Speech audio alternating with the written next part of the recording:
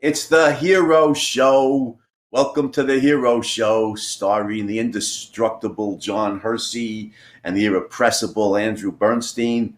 I am indubitably Andrew Bernstein, but the indestructible one's not with us today. He is lounging somewhere up on the lake shore in the wild woods of Maine, leaving me to uphold the honor of the Hero Show all by myself, but I think I can handle it because I just happen to have here a copy of the Bible of heroism. Hero, if I could say so immodestly, pat myself on the back, Heroes, Legends, Champions, Why Heroism Matters. And today we are going to, or I'm going to discuss with you, the viewers, so I think it's legitimate to say we are going to discuss one of the great philosophers of history, whatever his errors, whatever his flaws, whatever his problems, one of the great philosophers of history, and that is the great John Locke. Now, Locke states, that's not a very flattering photo, is it? Or a painting, I should say, but I'm not sure how old Locke was when this portrait was painted. But Locke states was 1632 to 1704. So he's 17th century. That's known as the Age of Reason in Western culture. Locke was a medical man by profession. He was a physician as well as being a philosopher. Nice combination, similar to Aristotle, who I'm going to show the relationship with. Aristotle, of course, wasn't a physician, but he was a great biologist, and Aristotle's father was a physician, and so Aristotle had that lifelong fascination with bodily health, as does Locke. And I think there's an important similarity. There's a biological orientation that these two great thinkers have. So Locke was a physician. It's interesting that Locke was a lifelong bachelor, had no children, but he's got a great career. So now the indestructible John Hersey usually does a lot of the biographical details in the hero's life. Since we're discussing Locke, one of the great philosophers of history, we might as well put my PhD in philosophy to use and focus on the philosophy here, since that's what's really important about Locke. Now, Locke is widely acknowledged. He exerts a significant influence on many of the leading philosophers, the great thinkers of the 18th century Enlightenment. Voltaire, for example, widely or deeply admired Locke. Certainly Locke exerts an influence on the American founders, on Thomas Jefferson and James Madison, that we'll discuss. Part of Locke's genius as a political philosopher. And Locke's known as the father of modern liberalism, and legitimately so. Let's be clear on what liberalism actually means, because liberalism does not mean a Bernie Sanders style socialism or semi-socialism. Liberalism, notice the root, notice the root, liberty. Liberalism, in its proper sense, means we're standing for individual rights and personal liberties, limited government, individual rights, personal liberties. That's what the term liberal means. I am proudly a liberal, and when I espouse, pro-capitalist, pro-individual rights views, and somebody says to me, "Well, you're a conservative. Well, how'd you become such a conservative?" I said, "I'm not a conservative. I'm a liberal in the proper sense of that term." And just as Ayn Rand justly wanted to reclaim the term selfishness with a proper definition, so I think supporters of liberty, we should work to reclaim the term liberal from the socialists, who have neither a logical nor a moral basis for using that term. So Locke's the father of modern liberalism in its proper sense, and that's part of his greatness. That is definitely a big part of what makes Locke so significant. Now, I think Locke's recognized in the history of philosophy as one of the great political philosophers of history. the great political philosophers. If you get like a textbook in political philosophy for a college level class in that subject, you'll definitely you'll study Plato, Aristotle. Certainly there'll probably be section on Machiavelli. Definitely Hobbes. Definitely Locke. Definitely Hegel. Definitely Marx. These are some of the thinkers who've had exerted a great influence, for better or worse, on our understanding of politics. So Locke, of course, part of Locke's greatness is, and I want to go into his epistemology, his essay concerning human understanding, because Locke arrives at his defense of individual rights from an epistemological standpoint, and I think we need to be clear on that. Now, epistemology, of course, and I know it's a technical term out of philosophy, so let me define it. Epistemology is the theory of knowledge. That is, it deals with questions of how the human beings gain knowledge. Do we have should we go by faith and reveal text? Do we go by reason, feeling, self-certifying, as the Nazis claimed? An issue in Locke's day, a big issue in Locke's day, as it was for Aristotle. It's interesting, the comparison. His ideas against the theory of innate ideas as presented by Descartes. Aristotle had similar arguments, 1,500 years, more than that, 1900 years earlier, arguing against the innate ideas theory of his own mentor, Plato. So Locke arrives at his defense of individual rights and his defense of liberty from a certain theory in epistemology, from a certain theory in how human beings gain knowledge. And so I think to understand Locke, here's what I want to do today, since we're going to focus on the philosophy. Here's what I want to do. To some degree, in politics, Locke is arguing against Thomas Hobbes, Robert Filmer, some of the English political philosophers of his day. Now, Hobbes is a big name in the history of political philosophy, and I think we should be clear on what Hobbes believed, and it'll help segue us into Locke. And then, after we see Hobbes's fundamental beliefs, in order to understand Locke's arguments against Hobbes, we'll look at his epistemology and then go from there into his politics. So let's go to Thomas Hobbes. Hobbes's dates 1588 to 1679. Notice that's a long life. That's 91 years, right? 1588 to 1679. That's a long. 91 is a long life at any time. Never mind in the 17th century when they knew much less about medicine than we know today. Now, Hobbes, what's important about Hobbes, and how does that? And notice, by the way, that he and Locke are contemporaries. Locke's a later contemporary of Hobbes. So Hobbes was born in 1588, Locke in 1632. So that means Hobbes is 44 when Locke is born. Now, Hobbes dies in 1679. Locke's 47 when Hobbes dies. So for 47 years, if we can count Locke's childhood, they're contemporaries. They're both English, both philosophers, and both deeply interested in political issues. Now let me do Hobbes briefly so we can get to Locke. It's widely acknowledged that Locke is arguing against Hobbes in political philosophy, and I think that's accurate. Although Locke is not just a polemicist. He's not just arguing in polemics. That's a good word. When you argue negatively, when you argue that X is false rather than that something is true, he's not just arguing against Hobbes. Locke is putting forth a very positive and we'll see life-supporting political philosophy. So where's Hobbes coming from? First of all, Hobbes is a philosophic materialist. What does that mean? It's simple. Everything's matter. Everything's matter. There's nothing that's immaterial. There's nothing spiritual or everything is good, solid, physical stuff.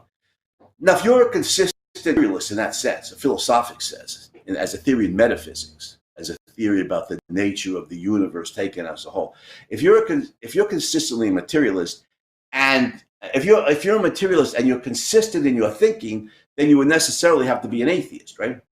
Because if everything is matter and there's nothing that's spiritual, then the Judeo-Christian concept of God is, as the great Leonard Peikoff would say, out. Right? It's just out. It has no basis in reality. To a materialist, it's it's just a legacy of our superstitious past. Now, in the 19th century, Marx, of course, was a philosophic materialist and an overt atheist. By the 19th century, you could openly proclaim atheism. But that's 200 years in the future. Hobbes is not 19th century; he's 17th century. In the 17th century, guess who had during his lifetime? Guess who had great political power in England? Yeah, that's right, the Puritans. And the Puritans weren't fond of atheists. Let's And by the way, yeah, the Puritans weren't too fond of atheists. In fact, they'd chop your head off. So Hobbes professed some superficial allegiance to Christianity, but probably was pragmatic to keep his head on his shoulders. Whereas he'd have to be, if he was consistent with his materialist premises, he'd have to be an atheist. Anyhow, everything's matter. What does that make us, human beings? It means we're bodies. And to Hobbes, of course, we are dominated, he's consistent in this regard, we're dominated by our bodily urges, by our lusts and our desires and impulses and instincts. And so, what do human beings want? According to Hobbes, you can think of it simply as, I always tell college kids, the 3 P's: power, profit, pleasure. That's what drives us. It drives us just like any other animal. We're just biologically to Hobbes, we're just biologically more sophisticated animal than, say, lions, tigers, and bears, oh my. And so Hobbes is what's known as a psychological egoist. Now, egoism means pursuing your own self-interest. There's different versions of this. Ethical egoism says that's what we should do. It's right and proper that we pursue our own self-interest. We should do it. Psychological egoism is not a moral claim. It's a claim that we automatically. It's a claim about human nature, not a moral claim. It's a claim about what we are rather than what we should do. Psychological egoism says we automatically, inveterately, inherently, with no choice on our part, pursue what we perceive to be our self-interest. We're driven to satisfy our urges just like any other animal. It's hardwired into our nature.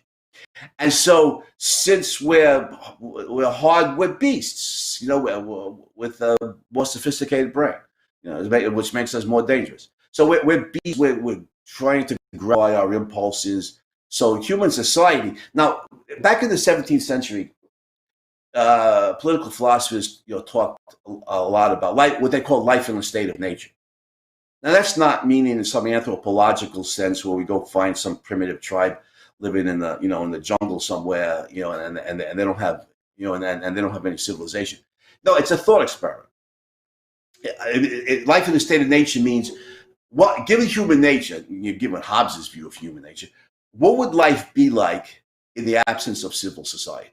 If there was no legal system, if there's no government, and anything goes, there were no laws that prohibited us from acting on our impulses and urges. Well, it would be like the legend of the Wild West. In other words, it would be chaotic, it'd be violent. It would be a painful way to live. And Hobbes has several famous lines on this. He says, life under that condition would be the war of each against all. And an even more famous formulation, he says, life in the state of nature would be, human life would be, what does he say? Solitary, solitary, nasty, brutish, and short. That's what he says. Poor, I should have written this down, right? Poor, solitary, nasty, brutish, and short. That's a vivid description of what life is like. So, law and order becomes, a primary social concern. We have to get out of the state of nature ASAP. We have to you have to get us a ruler who's going to lay down, try and keep these under control. So we get together, one and only democratic process in Hobbes. We get together, we elect us a king. And we're a tough guy, a hard rock, a law and order guy. So you movie buffs will know the reference here. We want Harry Callahan as king. You guys remember Harry Callahan? Well, Dirty Harry. You can go back and make it a Netflix weekend. Watch that first Dirty Harry film. It goes all the way back like 1971, maybe. You know, very young Clint Eastwood as Dirty Harry. He's a real law and order guy. You know, he'd much rather shoot some bad guy on the street than drag him in. You know, drag him into for the legal system to prosecute him and go through the whole court system. And everything. This is the kind of guy for Hobbes that we want as the king. Somebody who's going to ram law and order down the throats of the animals. And so Hobbes is supporting an absolute state, and he's Thomas Hobbes often referred to as the father of modern conservatism. Now, again, conservatism is a mushy term, you know, in politics. So let me give a definition here. But what's meant by conservatism in this context is the idea that as a matter of domestic policy, law and order takes precedence over all other considerations, including individual rights and personal liberties. And so in that sense, let me repeat the definition of conservatism. As a matter, in this context, it means as a matter of domestic policy, law and order takes precedence over all other considerations, including individual rights and personal liberties. And this is a perennial state for Hobbes. This is not just, you know, they're burning down Kenosha, Wisconsin, so we got to send in the National Guard to suppress the riots, and everybody's got to get off the streets. No, this is a permanent system, a permanent state for Hobbes. There are no individual liberties. An absolute state is going to ram law and order down the throats of the beast. Okay, so that's Hobbes. And, you know, Locke very familiar with this theory, and he's arguing against it and arguing in favor of individual rights and personal liberties. And I think in order to understand Locke, we need to go to a deeper level, because he's a much deeper philosopher than is Thomas Hobbes. Now, Locke's one of the great epistemologists in the history of philosophy. Again, regarding the theory of knowledge and how human beings gain knowledge. And Locke wrote a famous book on this called An Essay on Human Understanding. Now, I don't recommend reading it. It's enormously difficult. It's abstruse. It's not very well written. And Locke's theory of knowledge, to put it simply, is a muddled mess. But there are really good elements. There are really good elements in it. And the essence of it is his empirical orientation. Empirical, of course, means sensory, observable. Locke insists, in contrast to some of his peers, like the great French mathematician and philosopher René Descartes. Now, Descartes dates 1596 to 1650, right? Which means Locke's 18 when Descartes dies. Now, Descartes, like Plato, was an avid supporter of innate ideas. Now, innate ideas means that we're born with certain, truths in our minds. Whether I suppose I'd have to argue some subconscious, because clearly babies don't, crawl out of the womb spouting, geometric axioms. Descartes was one of the great geometers of history. But we're born with certain knowledge already implanted in our mind. Let's put it like that. We're born with knowledge implanted in our mind. Now, notice, first of all, it's really fascinating how integrated philosophy is, especially if you're consistent in your thinking, and the really important philosophers generally are. Does anybody see here? This is like we're in a college class, right? I'll ask the students. Does anybody see how the theory of innate ideas in epistemology, in the theory of knowledge, leads to dictatorship in some form in politics? There's a logic there that necessitates it. Well, I'll show you how. And let's go back to, we'll do Plato, Descartes, and then come back to Locke. Plato says, we're born with certain, ideas in our mind. Where do they come from? From the soul sojourning in a higher world before birth. And this is where real knowledge resides. We have to look inwards into our mind in order to gaze upwards, to the transcendent world or higher world in order to gain the real important truths of life. Well, who does that? Every man and every woman, they're busy making a living. Butcher, baker, candlestick maker. They're busy with the concerns of daily life in their profession, their personal lives, their marriages, their rearing their children. They're busy with practical concerns. Who study in a higher world? Well, the philosophers. The philosophers are the ones who spend, to Plato, they're the ones who spend their lives studying the truths in this transcendent or higher world. But that's where the real truths lie, the fundamental truths of human life, including moral principles, including the ideas of right and wrong, good and evil, good and bad, what we should do, what we should not do. So if the law of the land is going to embody the good and is going to make sure that the citizens live a morally upright life, who's going to govern? It has to be the philosophers. They're the ones in touch with the truths of the higher world. They're the ones who know the higher truths about right and wrong. They're the ones who have to make the laws. They're the ones who have to legislate. And so Plato's theory of innate ideas leads him logically to the philosopher king and a totalitarian state in where the intellectual and moral elite, the Socrates types, govern the rest of us, and the rest of us are better off because the intellectual elite can govern our lives better than we, in our ignorant state, can do it ourselves. Now, Descartes' version, Descartes is a devout Catholic. Plato obviously lived in the 5th century BC. He's living in a pagan society. Descartes is 17th century. He's a devout Catholic. And Descartes' version is different. We have certain truths in our souls implanted there by God. Now, but again, it's the sensible, it's the same idea. Every man and every woman are not concerned to investigate truths that are deeply embedded in their soul. They're concerned with life in the everyday world. So who knows these God-given truths? Who studies them?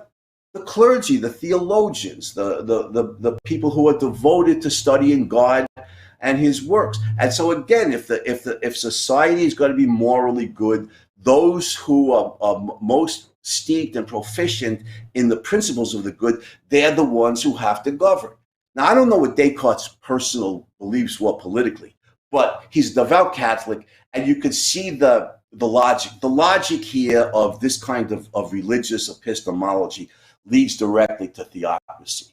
The clergy, whether it's the Pope and the Catholic clergy during the Middle Ages, or under Islam, whether it's the Ayatollahs in Iran, or going back to ancient Judea, the priests of the temple. If the highest truths are religious, including the moral truths, it follows logically that those most immersed and most versed in those religious truths must govern society, and those are the theologians and the clergy. So notice Locke making a sharp break with this, and this is part of his greatness, big part of his greatness, and a big part of his heroism. Locke harkens back to Aristotle. No, just like Aristotle says to his mentor Plato, Locke says to to Descartes, who's so widely studied in the 17th century. No, there are no innate ideas. Now, Locke's a devout Christian himself, don't forget. Locke's parents were Puritans, and Locke himself, is as a supporter of individual rights, is a big believer in religious toleration and tolerating all the different religious denominations.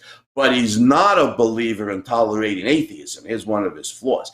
He thinks atheism will disrupt society, and that you have a moral code. We need Christianity. So he believes the authorities should suppress atheism. So he's not consistent support of individual rights.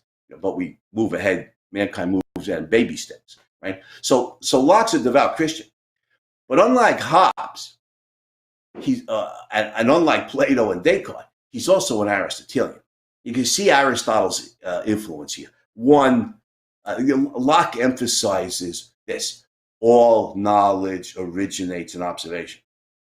All knowledge originates in sense experience. There are no innate ideas. There's no evidence to support any theory of innate ideas. All the evidence shows us, that starting with infancy, and Locke's a physician. I don't know how many babies, that he delivered or was presiding over the birth. From infancy, we see babies come out of the womb. They don't know anything. There's no evidence that they know anything, and they start experiencing the world, and they start gaining knowledge. All knowledge originates in sense perception. Locke emphasizes that. Here you see Aristotle's emphasis on observation. You see it influence Locke. And the other area where Locke and Aristotle are so similar is Aristotle's a biologist, Locke's a physician. That orientation towards bodily health, the concept of health, is important. And Locke is a very, as was Aristotle, a very careful observer. As a physician, observing the symptoms of the patient.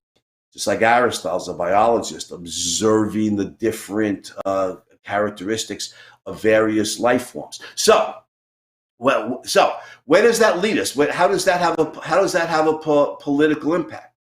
Well, notice that if knowledge is gained by studying the truths of a higher world, or studying the truths embedded in our soul by a transcendent God, then it's only the initiated spiritual elite who are going to gain that knowledge. The philosophers in Plato's case, the theologians and the clergy in the case of Descartes, and devout Catholics. And every man, every woman is not going to have that knowledge. And consequently, they may well be construed like Hobbes's beasts. They don't have that knowledge. Maybe they're driven by their impulses and urges. Maybe they're the kind of animals that Hobbes envisions. But on Locke's view, knowledge is gained by sensory awareness. And sensory awareness is open to everybody. Everybody who's physically healthy, the senses are operating. We could see, we could hear, we could touch, we gain knowledge, and we could form concepts with. Knowledge is open then to every man and every woman. This is a revolutionary development of got bugs here. It is still the summer. This is a revolutionary development in 17th century philosophy. Locke claiming Locke's what he calls a historical plane method, showing how any concept you want to name, even fictional ones, is derived from sensory experience. So you take some of these mythological concepts, mythological beliefs like centaurs or unicorns, or things like that. They don't exist, so we've never had any experience of them. But Locke points out that we have experience of horses, we have experience of men, and so we could combine them in the imagination, of a being who's half man, half horse, and that all knowledge and all concepts are ultimately grounded in sensory experience. And this is the purview for every man and every woman. If rationality, here's part of the similarity with Aristotle. If rationality is not linked to a trans world or to God, we don't have to study this higher world or this supernatural being in order to gain knowledge. If reasoning is based in sense experience and observation, then it's open and accessible to every man and every woman. Every man can be a rational animal in Aristotle's sense, and consequently, you see the transition into politics. Every man is capable of self-governing then. a rational being is capable of self-governing. So here, as against Hobbes, Hobbes's vision is, you could think of it as irrational man. And if he was right, that irrational man can't be trusted to self-govern. You need to find the few, if there are any, who are rational enough to govern and make our lives more human and less bestial. But Locke's point of view is man, the rational animal, is capable of self-governing and needs to self-govern and wants to self-govern and is capable of it. And so life in the state of nature for Locke is not that bad. It's not ideal. It's not optimal. There are still criminals who plague us. We still need civil society. We still need a legal system. But we're not desperate. Lockean man is not desperate to escape the state of nature the way Hobbesian man is. He's going to hold out from the state for much more than Hobbesian man will hold out for. No. Locke realizes that a government powerful enough to protect us, it can be powerful enough to harm us, and we need to have some limitations on governmental power. So, in Locke's moving fully here, segue fully into politics. Locke's two treatises of civil government, published circa 1790. I've seen different dates. 1688, 1689, 1690. But his two treatises of civil government, especially the second treatise of civil government, are a landmark step forward in the argument for personal liberty. Locke claims that an individual has the inalienable, I think he actually uses the term unalienable, but it has the same meaning, inalienable right to life, liberty, and property. Locke says, that's a quote. Individual has an inalienable right to life, liberty, and property. Now, we should be clear on what inalienable means here. Inalienable means that can't be alienated from me, cannot be divorced, cannot be estranged from me, cannot be taken away from me. These rights are mine by birthright as a human being. So let me give you an example.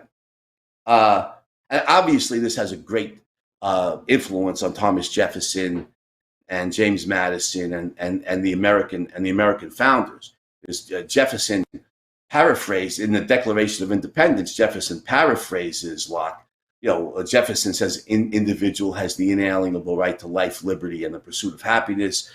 You combine the two formulations, and an individual has the inalienable right to life, liberty, property, and the pursuit of happiness. To claim, I just want to critique this briefly, to claim an individual has the inalienable right to property makes it sound like other people or the government has a moral obligation to grant him property. I think the way Jefferson said, we have the right to pursue happiness. We don't have a right to be happy. Would that mean that other people have to do whatever it takes to make me happy? We have the right to pursue our own happiness. And I think Locke should have said we have the right to pursue property. We have the right to work hard, earn money, buy or build a home, buy land, buy a farm, and then it's ours. The right to earn and own property, I think, is more exact. But anyhow, and Locke gives, by the way, the classic defense of private property rights, when that is still often used today. When Locke says, what makes something mine? Let's take a clear example. He says, if we mix our labor with the raw materials of nature, the resulting product is properly, legitimately my own. So good example. Family goes into the wilderness. You chop down a bunch of trees, thereby enraging the environmentalists of the day. You chop down a bunch of trees, you plane them down, you design a log cabin, and you build it. The resulting log cabin properly belongs to that family, and because they're the ones who mix their labor with the raw materials of nature to bring about the resulting product.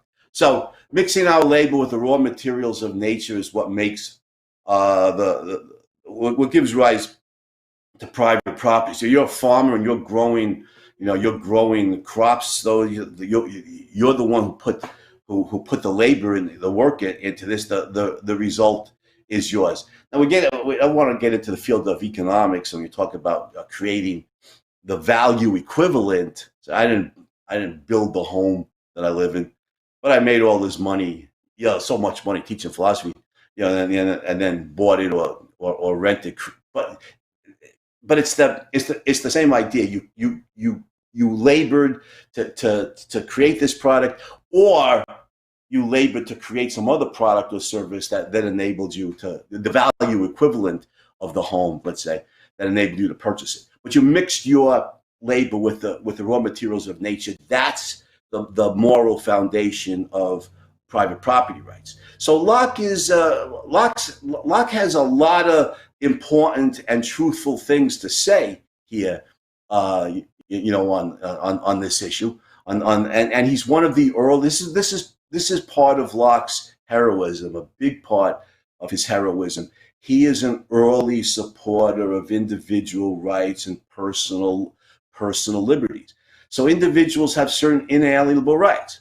Now we know with Locke in the 17th century, and certainly with Jefferson and Madison, the Virginians in the 18th century, we know that the theory of individual rights is originally applied only to white males. Jefferson and Madison were slave owners, obviously, but the principle of individual rights applied only to white males, and that's a limited vision. But the human race often moves forward. Sometimes it doesn't move forward. These parts of the world that have not moved forward in political philosophy at all. That is just tribal or brutally dictatorial. But the human race moves forward often in baby steps. What's the expression of AA? One day at a time or one step at a time. This is a big step. This is not a baby step. This is a big step forward. It's a big step forward. The idea that some people, even if it's limited to white males at first, somebody has a right to his own life. For somebody, your life belongs to you. This is huge, and this lays the foundation for people like Ayn Rand and others later to argue, well, the principle of individual rights applies to every human being, either gender, any race, tribe, nationality, religious or ethnic group. The principle of individual rights applies to any and all human beings. And Locke is an early founder of the theory of individual rights, and he can be thought of, I think, as the philosophic founder of the United States. And I want to give a good example here that comes out of my classroom experience.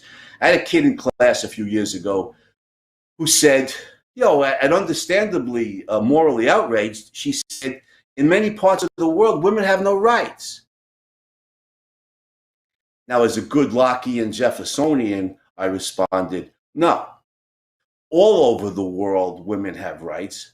They have rights by virtue of being human beings.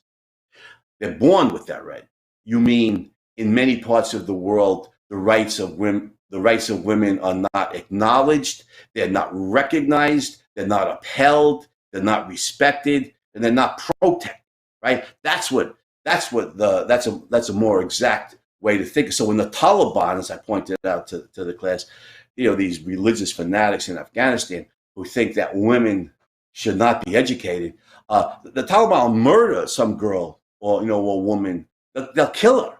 For her crime is she wanted an education. Well, we're outraged by that, and legitimately so. We should be outraged by it because that is an egregious, death-dealing, lethal violation of a woman's right to her own life, her own mind, her own judgment, her own choices. So Locke is a pioneer here, and he is a visionary. Now, Locke wants to wisely recognize we need to limit the power of the state. Here he's arguing against Hobbes, and the idea of the absolute state. Rational man doesn't need an absolute state, doesn't want an absolute state, will flourish more fulsomely in a freer society. And Locke's political philosophy represents the birth of what's known as limited government. We need to limit the power of the state. This is what becomes known as the laissez-faire state. Laissez-faire, the French, colloquially translated into English as hands-off. My knowledge of French is limited. If you use John here, he's fluent in French. I think laissez-faire literally means leave it be or let it be. But the idea is that the government should generally leave its hands off the lives of its citizens, certainly honest citizens, their right to their own lives, as long as they're not criminals, their right to their own lives must be respected and protected. This is what morally legitimizes the government. It exists to protect the rights of individual citizens. Laissez-faire state is there's three functions of government, and this will sound familiar to all admirers of Ayn Rand. There's a criminal justice system to protect honest people from bad guys. There's a civil court system to adjudicate honest disputes, legitimate disputes between and amongst honest citizens, and there's a volunteer military to protect the country from foreign invasion. That's it.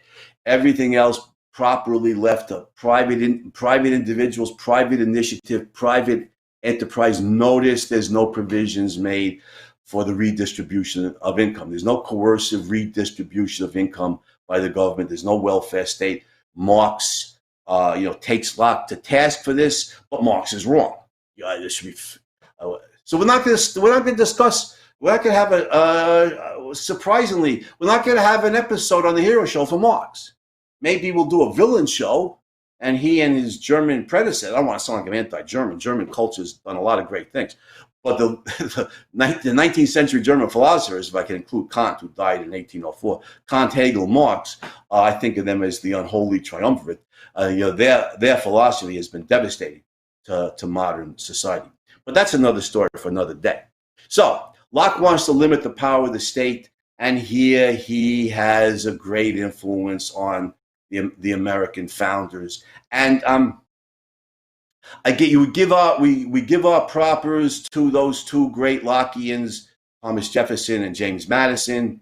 And don't forget, everybody, Jefferson famously remarked that he thought the three greatest men of history, Jefferson said, were Francis Bacon, John Locke, and Isaac Newton.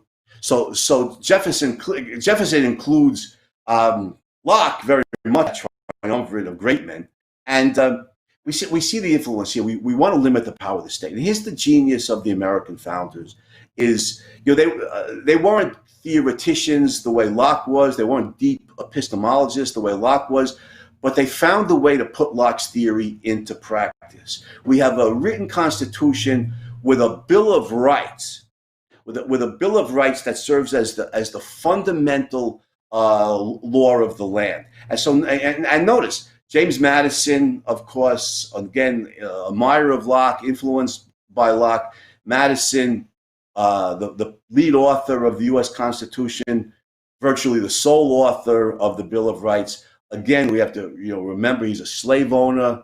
We recognize that. We deplore it. We see that the American founders, who were so enlightened and so advanced, still saw the principle of individual rights as applying solely to white males, and they weren't so advanced as to see that it apply to all human beings. But these are great pioneers. Am I going to criticize them for not being pioneering enough? Well, yeah, but still, I'm going to celebrate more than anything. I'm going to celebrate the great pioneering advances. And Madison's great achievement, he's virtually the sole author of the Bill of Rights. And look at what it does. And we discussed this previously on the show. The First Amendment to the U.S. Constitution, as Madison writes in the Bill of Rights, the disestablishment clause, right? Congress shall make no laws respecting an establishment of religion or exercising the free exercise thereof. Freedom of religion guaranteed in the fledgling republic. Well, you think that was revolutionary in 1790? It's still revolutionary today. We go tell ISIS may be gone, thank God, I say as a devout atheist, But the Ayatollahs in Iran still are the fountainhead of Islamic terrorism. We go tell the Ayatollahs freedom of religion forever. Yeah, well, they'll probably chop off my head. So freedom of religion, freedom of speech. I know, when I lectured in the UK, my good friends in the UK have often said to me, we need a constitutionally guaranteed clause protecting freedom of speech in the UK, like you have in the US, because people can be legally punished or imprisoned, because they criticize Islam. Let's say, even if their criticisms are true, doesn't matter. There's no freedom of speech that's constitutionally guaranteed. They'll take the government will take legal action against you. So your freedom of speech, the right to bear arms, which is critically important. I've seen these cases again. Guns are banned in the UK, and I know the English people generally don't even want guns, which I think is a mistake on their part, because when I'm in the UK and I read the tabloids on the tube, and I see these cases where bad guys break into somebody's house in the middle of the night, and the homeowner's got to defend his life or his wife's life with a steak knife or whatever. And it's whereas in my case, I have a shotgun, and it never leaves my house. I'm not going to look. I'm a peaceful person. I respect individual rights. I agree with Ayn Rand. Got to ban the initiation of force. I'm not looking to shoot anybody. But if some bad guy, and I live in a very quiet, low crime area, still, break-ins can happen. If some bad guy breaks in the middle of the night, I don't want to have to wrestle with him, with a hatchet, or I'll point the shotgun at his chest and suggest that he might want to egress my apartment the same way he ingressed. But anyhow, the right to bear arms, vital to protect the rights of honest people, to protect themselves from criminals. So you have those are just some of the rights guaranteed in the Bill of Rights by James Madison. And again, you see the influence of Locke. What the American founders did was they found a way to put Locke's theory in actual political practice. So we can salute the American founders, and we can salute John Locke and the supporters of individual rights. This is all significant steps forward in the quest for human liberty. So let me wrap this up. The main flaw that I'd want to object to in Locke is he wants to use the power of the state to squash atheism, which he sees as a menace to civilized society. So he's not a full-fledged defender of individual rights. So we can criticize him for that. But he dies in 1704. He's not living post Ayn Rand, post Atlas Shrugged the way we are. We have the advantage of reading Atlas Shrugged and understanding Ayn Rand's arguments. Locke doesn't have that advantage. He's a tremendous pioneer, a brilliant pioneer forward, both in the field of epistemology and in the field of political philosophy. He's truly the father of modern liberalism. The political philosophy of defending individual rights and political liberty and limited government. And we have to salute Locke. His philosophy makes possible the establishment of the American Republic, which, for whatever its flaws, in my judgment, is the greatest country in history, greatest nation in history. Locke gets a large amount of credit for that. And so we're going to salute Locke and his American students, his American supporters. And I'm going to leave you everybody here with my benediction. May you have a more heroic day. Take care, everybody. We'll see you next week when the indestructible John Hersey will be back, and we'll be doing this together. Have a heroic day, everybody.